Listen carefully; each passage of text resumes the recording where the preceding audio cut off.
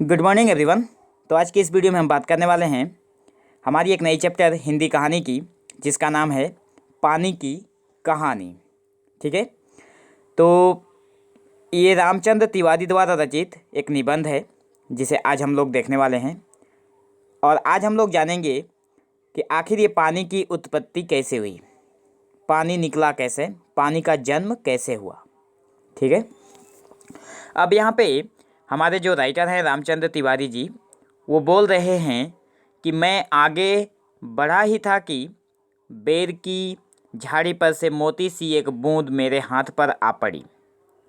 ठीक है, यहाँ पे जो कवि हैं, जो लेखक हैं, वो बोलना चाहते हैं कि वो जैसे ही आगे बढ़ रहे थे, कहीं जा रहे थे, ठीक है, जैसे ही उन्होंने आगे बढ़ा, उनके हाथ पर ऊपर से एक बूंद पानी का मोती उनके हाथ पर पड़ी।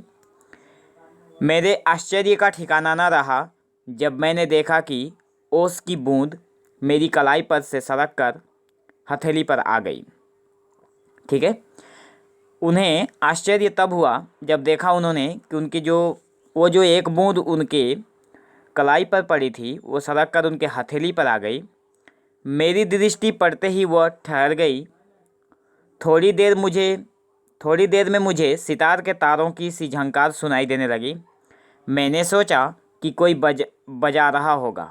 ठीक है, थोड़ी देर बाद उन्हें सितार की जो आवाज़ होती है वो उनको सुनाई देने लगी, तो उन्होंने सोचा कि कोई सितार बजा रहा होगा। चारों ओर देखा पर कोई नहीं था। फिर अनुभव हुआ कि यह स्वर मेरी हथेली से निकल रहा है। ध्यान से देखने पर मालूम हुआ कि बूंद के 2 कण हो गए हैं।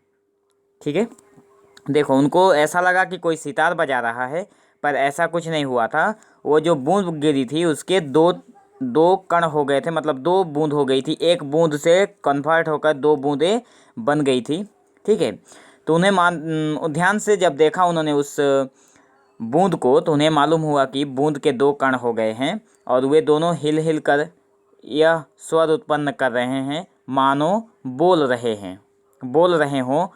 उसी सुरीली आवाज़ में मैंने सुना, यहाँ पे कवि बोल रहे हैं कि उसी सुरीली आवाज़ में कवि ने सुना, सुनो सुनो। मैं चुप था, फिर आवाज़ आई, सुनो सुनो। ठीक है, सुनो सुनो बोलकर आवाज़ आई, कवि चुप थे। फिर आवाज़ आई कि सुनो सुनो। अब मुझसे ना रहा गया, मेरे मुख से निकल गया, कहो कहो।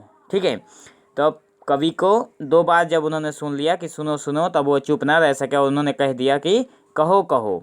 ओस की बूंद मानो प्रसन्नता से हिली और बोली, मैं ओस हूँ, जानता हूँ। मैंने कहा, कवि ने कहा कि मैं जानता हूँ।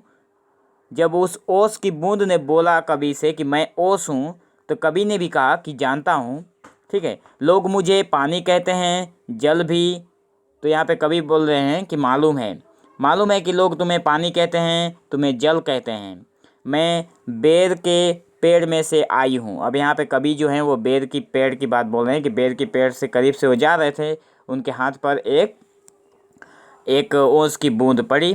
ठीक है, तो यहाँ पे जो ओस की बूंद है वो बोल रही है कि लोग मुझे पानी कहते हैं, मुझे जल भी कहते हैं, मैं बेर के पेड़ से आई हूँ। झूठी, कवि ने कहा झूठी, मैंने कहा और सोचा। मतलब कवि ने कहा कि झूठी और फिर सोचने लगे, बेर के पेड़ से क्या पानी का फुहारा निकलता है। ठीक है, कवि बोल रहे हैं कि बेर के पानी से भला पानी का फुहारा कैसे निकलता है। ठीक है, उन्होंने कहा कि तुम झूठ बोल रही हो। बूंद फिर वो हिली, मानो मेरे अविश्वास से उसे दुख हुआ हो। बूंद हिल पड़ी और कवि विश्वास नहीं कर रहे थे इस बात से, उसे मानो कि उसे दुख हुआ हो। फिर जो बूंद थी उसने कहा, सुनो, मैं इस पेड़ के पास की भूमि में बहुत दिनों से इधर उधर घूम रही थी। मैं कणों का हृदय टटोलती फिरती थी कि एकाएक पकड़ी गई। कवि ने कहा कैसे। ठीक है, कवि ने कहा कैसे। वो जो पेड़ तुम देखते हो ना, यहाँ पे जो बूंद है वो कवि से बोल रही है कि वो जो पेड़ तुम देखते हो ना, वह ऊपर ही इतना बड़ा नहीं है, पृथ्वी में भी लगभग इतना ही बड़ा है। अब एक पेड़, आप लोग भी ध्यान लगा कर देखना कि एक पेड़ जितना ऊपर रहता है उतना नीचे भी रहता है, क्योंकि उसकी जड़ें उतनी ही मजबूत होती है जितना कि ऊपर दिखाई देती है। ठीक है, जितनी जड़ें उसकी मजबूत होगी वो पेड़ उतना ही बड़ा होगा। तो यहाँ पे जो ओस की बूंद है वो कवि से बोल रही है कि वो जो पेड़ तुम देखते हो ना, वो ऊपर से इतनी ही बड़ा ऊपर इतना ही बड़ा नहीं है, पृथ्वी में भी लगभग इतनी ही बड़ा है। उसकी बड़ी जड़ें, छोटी जड़ें और जड़ों के रोए हैं। वे रोए बड़े निर्दयी होते हैं। मुझ जैसे असंख्य जल कणों को वो बलपूर्वक पृथ्वी में से खींच लेते हैं। कुछ को तो पेड़ एकदम खा जाते हैं और अधिकांश का सब कुछ छीनकर उन्हें बाहर निकाल देते हैं। यहाँ पे देखो जो बूंद है वो ओस की जो बूंद है वो बोल रही है कि जो तुम पेड़ देख रहे हो वो ऐसी पेड़ नहीं है। उसकी जो जड़ें हैं वो पृथ्वी में से पानी को हम जैसे बूंद को खींचकर अपने अंदर ले लेती हैं और किसी को तो अधिकांश का तो छीन कर उन्हें बाहर निकाल देते हैं। ठीक है। क्रोध और घृणा से उसका शरीर कांप उठा। तुम क्या समझते हो कि वे इतने बड़े यूं ही खड़े हैं। यहाँ पे कवि जो हैं वो ओस की बूंद जो है वो कवि से बोल रही है कि तुम क्या समझते हो कि वो जो इतने बड़े हैं वो यूं ही खड़े हैं। उन्हें इतना बड़ा बनाने के लिए मेरे असंख्य बंधुओं ने अपने प्राण नाश किए हैं। मैं बड़े ध्यान से उसकी कहानी सुन रहा था। ठीक है। अब यहाँ पे कवि जो है वो उस ओस की बूंद की कहानी बहुत ध्यान से सुन रहे थे। उन्होंने कहा कि वो जो तुम पेड़ देख रहे हो वो इतने बड़े ऐसे ही नहीं हैं। इतना बड़ा उन्हें इतना बड़ा बनाने में इस एक बूंद जो है इसके बहुत सारे असंख्य बंधुओं ने, मतलब बहुत सारे ऐसे बूंद होंगे जिनको ये अपना बंधु बता रहे हैं, तो बहुत से ऐसे असंख्य बंधुओं ने अपने प्राण गंवाए हैं, तभी जाकर वो पेड़ इतना बड़ा हुआ है। यहाँ पे कवि उसकी सारी बातें को ध्यान से सुन रहे थे। ठीक है। हाँ, तो मैं भूमि के खनिजों को अपने शरीर में घुलाकर आनंद से फिर रही थी कि दुर्भाग्यवश एक रोए से मेरा शरीर छू गया। ठीक है।